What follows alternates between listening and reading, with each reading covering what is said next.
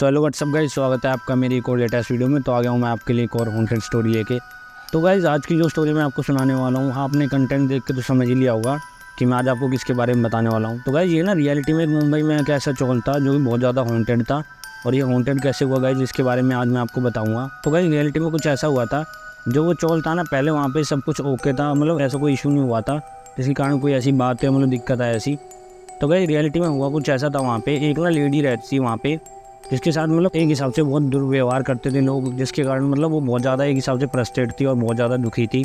तो गाइस ये हुआ कैसे था, जो वो लेडी थी ना, वो वहाँ पे मतलब सफाई का काम करती थी लोगों के घरों में, क्योंकि वो बहुत ज़्यादा अपनी आर्थिक व्यवस्था से बहुत ज़्यादा दुखी थी वो, और मतलब पैसों की बहुत ज़्यादा कमी थी उसके ऊपर, और एक हिसाब से उसके ऊपर कर्जा भी काफ़ी हो रखा था, जिसको लेके वो बहुत ज़्यादा परेशान थी। तो गाइस बाद में ना जो वो औरत थी, उसको लोगों ने परेशान करना चालू कर दिया था कि हमारे तो रुपए दे दे। एक हिसाब से गाइस उसके घर पे ना कर्जे वाले लोग आना स्टार्ट हो गए थे, जो उससे मतलब अपना दिया हुआ पैसा वसूलते थे एक हिसाब से, और बहुत ज़्यादा उसको परेशान करने लग गए थे।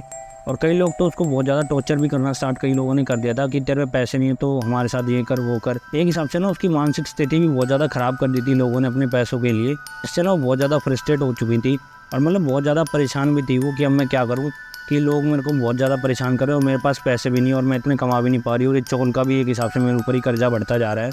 तो गाइस ये दिक्कतें उसकी बहुत ज़्यादा बढ़ने लग गई। अब कुछ समय के बाद उसको लोगों ने इतना परेशान करना स्टार्ट कर दिया कि उसके घर पे कोई भी आके मतलब उसके साथ गलत व्यवहार करना चालू कर देता था कि नहीं तू मेरे रुपए दे, एक हिसाब से उसको धमकाना स्टार्ट कर दिया था।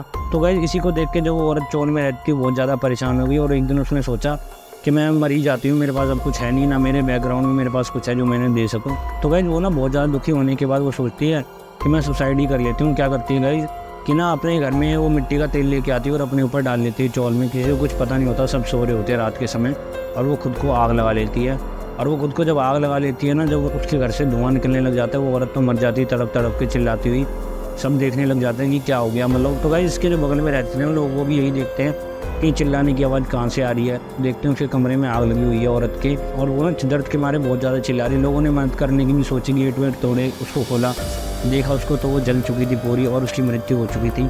और जब उसको मर चुकी है ना गाइस, एक हिसाब से उसकी अकाल मृत्यु हुई थी, क्योंकि गाइस अकाल मृत्यु जो भी होती है उसको इतनी जल्दी मुक्ति नहीं मिलती। तो ऐसे ही हुआ था वहाँ पे भी। अब चौल के लोगों ने देखा वो मर गई, कुछ समय के बाद सब शांत हो गया, लेकिन ना लोगों ने एक चीज़ वहाँ पे देखना स्टार्ट कर दिया था, जो वहाँ पे चौल में रहते थे। जब रात का समय होता था, पता नहीं क्यों उसके कमरे से भयानक आवाज़ें आती थी, और बहुत ज़्यादा डरावनी, जैसे वो मरते समय चिल्ला रही थी ना, वैसी चिल्लाने की आवाज़ उसके कमरे से दोबारा से आना स्टार्ट हो चुकी थी। अब गाइस जो उसके अगल बगल में कमरे थे, उन्होंने ये तक कहना स्टार्ट कर दिया था कई बार उसकी आवाज़ें आती हैं, और रात के समय मतलब कभी उसके पायल की आवाज़ आती, कभी चलने की, और मतलब कई लोगों ने यही बताया कि रात के समय वो चौल की छत पे कभी घूमती है, कभी इधर उधर। अब ये चीज़ बहुत ज़्यादा बढ़ गई, और वहाँ पे कई लोगों ने डर के मारे वहाँ से कमरा भी खाली कर दिया था। तो गाइस ये चीज़ इतनी ज़्यादा वहाँ बढ़ गई, चौल वहाँ से खाली होना स्टार्ट हो गया। अब इसके बाद में कई लोग इस चीज़ों का विश्वास नहीं करते, वहीं पे रह रहे थे। तो गाइस इस चीज़ से परेशान होकर लोगों ने इसी कंप्लेंट करी चौल के मालिक को भी कि हमें ऐसी ऐसी चीज़ दिखाई देती है, यहाँ पे जो औरत मरी थी उसकी आत्मा आज भी हमारे बीच में भटक रही है और उसको शांति नहीं मिली है। तो गाइस होता क्या है, अब चौल का मालिक भी परेशान होता है बहुत ज़्यादा, क्योंकि उसका चौल खाली हो जाता है एक हिसाब से। क्योंकि गाइस उसके घर पे जो लोग आते थे ना कर्जा मांगने में, एक इंसान था जिसने उसको बहुत ज़्यादा परेशान किया था, मेंटली टॉर्चर भी किया था उसको, और कुछ समय के बाद पता लगता है जिस इंसान ने उसको परेशान किया था उसकी मृत्यु हो गई है। अब इन चीज़ों को देख के लोग बहुत ज़्यादा घबरा गए थे, और उन्होंने मतलब पुलिस कंप्लेंट भी करी, सब चीज़ बताई उन्हें पुलिस वालों को भी कि ऐसे ऐसे हो रहा है, और उसकी आत्मा वहाँ के चौल के लोगों को भी आज भी दिखाई देती है।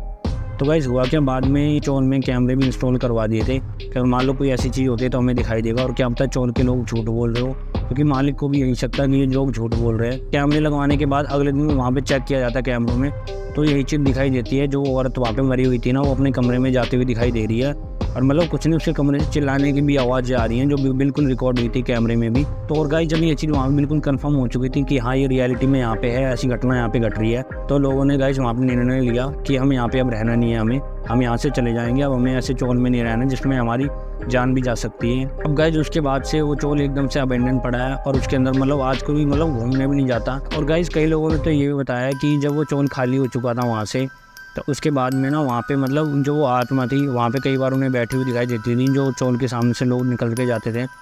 और उसके बाद से ना गाइस जो वो चौल था वो हॉन्टेड चौल बन चुका था, क्योंकि जो रोड पे चलने वाले लोग थे उन्हें भी कई बार ऐसी रात में ऐसी पैरानॉर्मल एक्टिविटी वहाँ पे दिखाई दी थी क्रिएट होती हुई।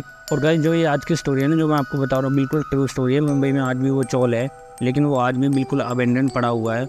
और गाइस रियलिटी में भी एक चीज़ बिल्कुल फैक्ट वाली है इसमें, क्योंकि मान लो किसी की भी अकाल मृत्यु होती है ना, मतलब किसी को ज़्यादा परेशान करता है, तो उसकी आत्मा को रियलिटी में मुक्ति नहीं मिल पाती, जिसके कारण उसकी आत्मा आज भी भटक रही होती है। तो गाइज वहाँ पे रियलिटी में भी ऐसे हुआ था, जो औरत वहाँ पे चौल में मरी थी वो भी इसी कारण उसकी आत्मा को मुक्ति नहीं मिली थी, जिसके कारण आज भी वो चौल अबेंडन पड़ा हुआ है।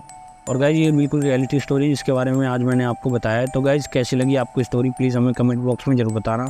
और ऐसी अच्छी वीडियोस देखने के लिए प्लीज़ हमारे चैनल को सब्सक्राइब करें, जिससे और हम अच्छी वीडियोस आपके लिए आने वाले समय में लाते रहें। तो मिलते हैं आपसे नेक्स्ट वीडियो में। धन्यवाद।